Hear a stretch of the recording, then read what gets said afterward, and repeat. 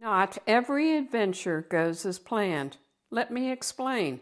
We were traveling down towards Chiricahua National Monument in Wilcox, Arizona, on Highway 93, going 65 miles per hour or so, when there was a loud plopping sound. Long story short, we had a blowout on the front driver's side. Skip pulled the truck over to the shoulder as soon as he could do it safely. AAA was unable to send any towing company to help us. Luckily for us, Johnny Red Mobile Tire passed us. He turned around and replaced our shredded tire. The left rear tire was the same age as the one that blew out in the front. To be safe, we went to Discount Tire in Surprise, Arizona, and got a new tire for the left rear as well. With 2 new tires, we once again continued on our way. We were sure happy to get to our hotel in Wilcox. Mother's Day, we played 18 holes of golf at the Twin Lakes Golf Course. The course is really a 9-hole course, but you can easily play 18 holes by using a different tee box at each tee. Not only is Twin Lakes a golf course, it is a bird magnet.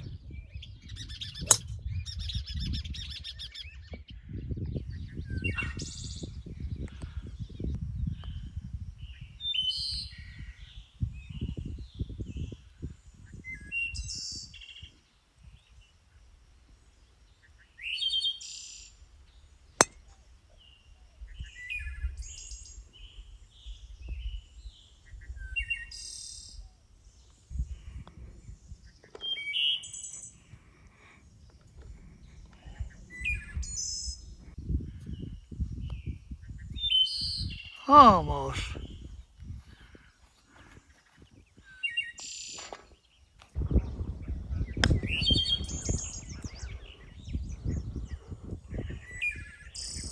Well, I made it that time.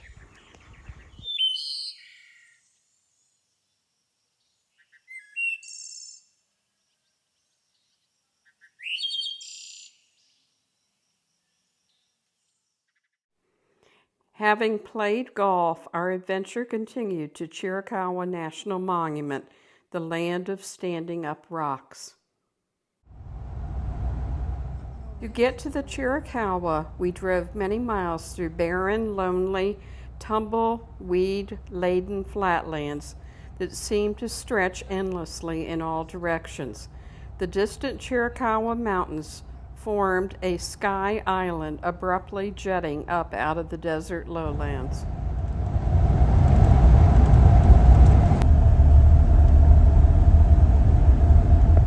As we drove, we began to wonder how you could possibly be camping and or doing a mountain hike later that same day in the mountains.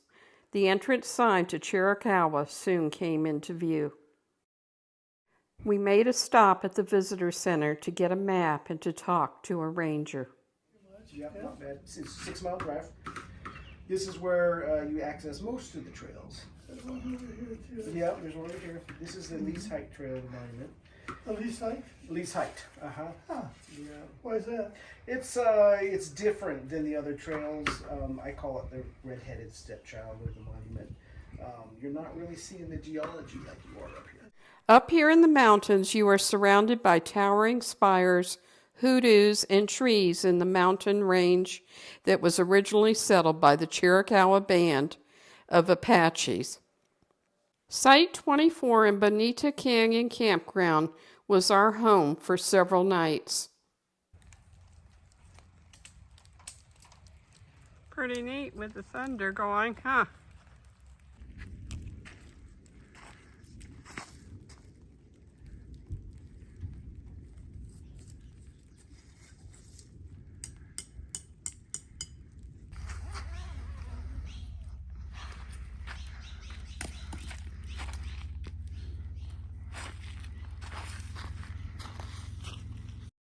The Mexican jays, which look a lot like Steller jays, quickly earned a nickname of Stealer jays from Skip because they were quite pesky and were always on the lookout to steal a snack off the table or even our plate.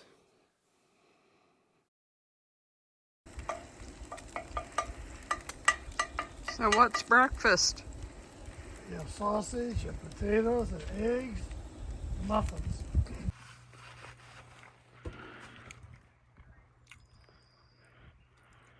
Hiking here ranges from easy hikes to strenuous hikes. Our first hike was a short one to Faraway Ranch. So you're looking at 3 deer. Yes, 3 deer. Well, we just saw 3 deer, a doe, and 2 fawns, older ones. And this windmill was squeaking. The eldest daughter of Swedish immigrants Neil and Emma Eriksson, Lillian, who with her husband Ed Riggs turned the original homestead into a guest ranch by the 1920s. Visitors who came here from the 1920s to 1973 could relax, bird watch, see wild turkeys and deer, go horseback riding, and hike in the hills through the wonderland of standing up rocks. These must be the names of the cows they had.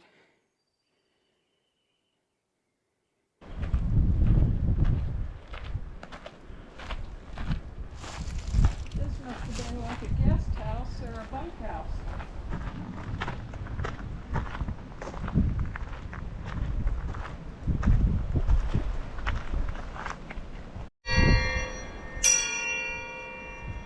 The dinner bell at Faraway Ranch.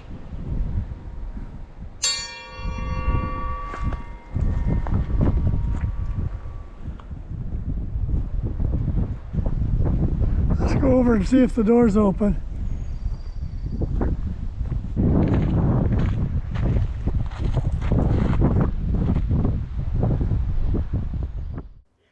Looks like the old Ringer washing machine at Faraway Ranch.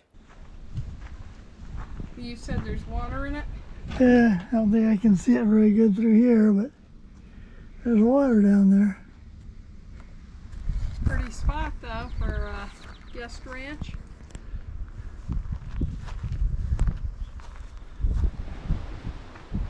This was a pretty deep swimming pool.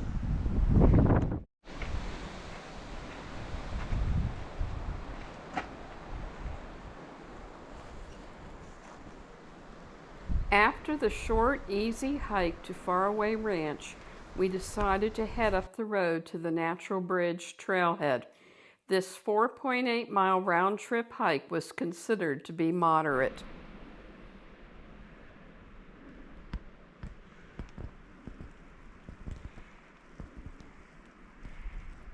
The trail had us climbing uphill through oak and juniper woodlands to a ridge.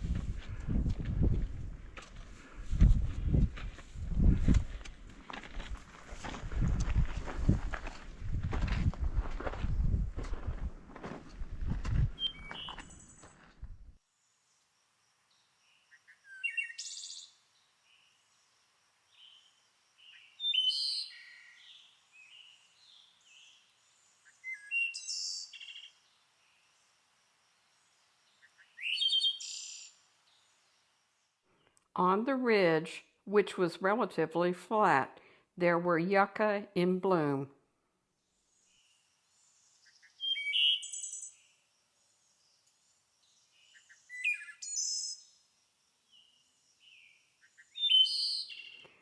After the ridge, we dropped into the Apache pine forest of Pickett Park.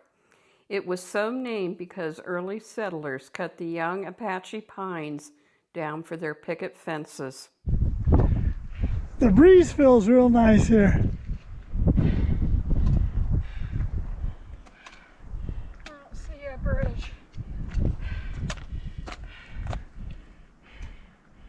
Oh, I see it. Yep.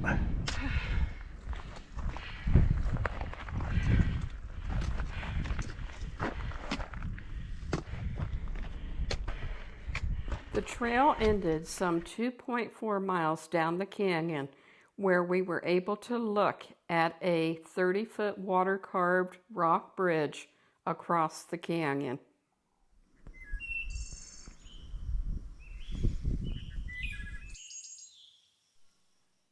The hike back to the trailhead followed the same trail through Pickett Park and up and over the ridge.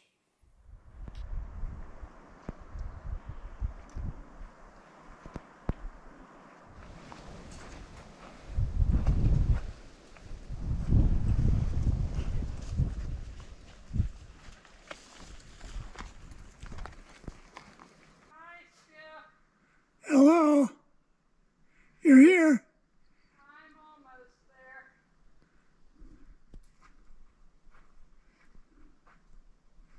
There you are.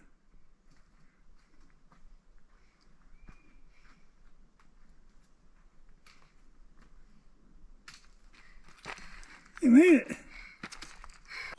After a day's rest at the campground, we drove up Bonita Canyon Road to the Echo Canyon Trailhead. From the trailhead, we hiked to the grottos. Along the way, we were treated to cactus in bloom and a view of Sugarloaf Mountain.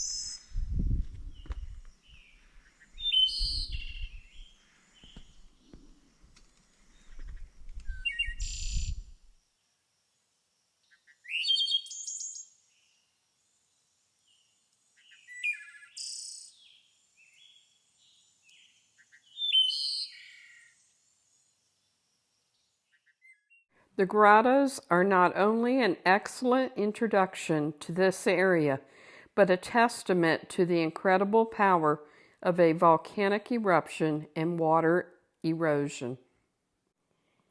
The pinnacles or standing up rocks are truly unique. On a couple of mountains in the area, including Sugarloaf Mountain and Turkey Creek Volcano, these pinnacles had their origins. Ash was spewed over some 1,200 square miles. These ash particles melted together to form layers of rock called rhyolite. Weathering of this rock over eons created cracks with the resulting erosion, leaving behind a variety of spires, balanced rocks, and other shapes.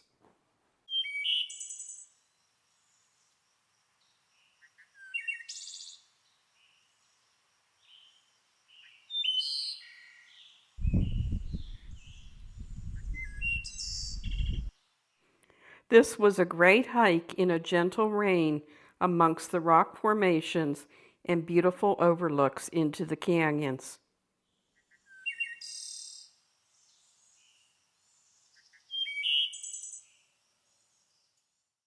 We ended our day by driving up to Massai Point at the end of Bonita Canyon Road.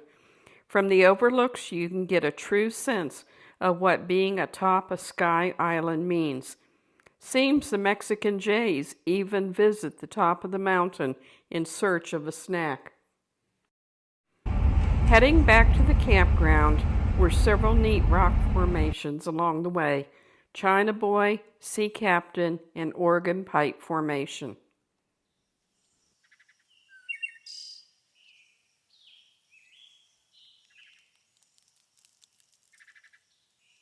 That evening, we were treated to a rip-roaring thunderstorm with a lot of thunder booms, lightning, and hail for a couple of hours. Skip even saw a fireball or lightning that hit extremely close to our tent. It was the worst thunderstorm I have experienced, and next to the worst Skip has experienced, but it was truly exciting.